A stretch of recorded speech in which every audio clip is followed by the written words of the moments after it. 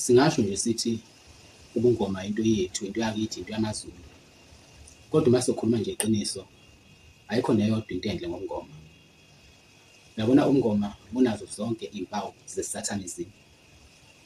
Umuntu nje mayisuke ephila, akekho umuntu onganesibindi sokuphuza igazi lesilwane. Kodwa umuntu mase yidlozi ngokomngoma, kuyafuneka ukuthi uphuze igazi lesilwane.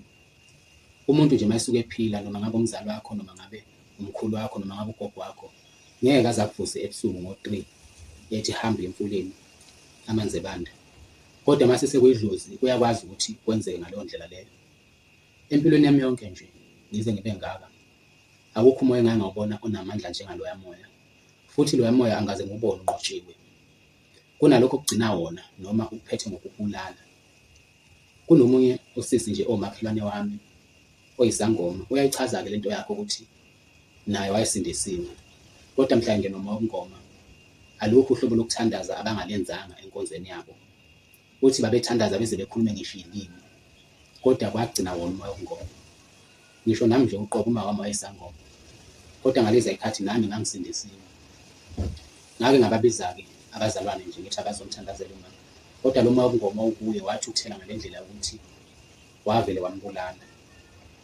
Kukaningi-ke nje ngibabona abantu, ngizwa futhi abantu bethi bayinqaba lento yobungoma bese uma umngoma ubabulala.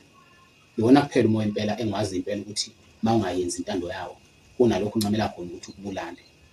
Iwona moya owakwazi ukuveza ukuthi lokhu kukholwa thina esithi siyakholwa akusebenzi, nalo uNkulunkulu futhi esithi siyamthandaza akanawo amandla. Ngoba loya moya loyana kuphetha wona, kugcina wona, noma kugcina ithuna. Umoya nje womngoma ningawuthathi kancane, umoya onamandla kakhulu, umoya futhi ongenabo ubuhle. Ayikho into eneyinkinga njengesangoma. Esangomeni ayikho neyodwa into enhle oyayithola. Ngisho ungahamba nenkinga eyodwa kodwa esangomeni uzobuya ney'nkinga eziwu-20. Ayikho into enhle ekhulunywa isangoma.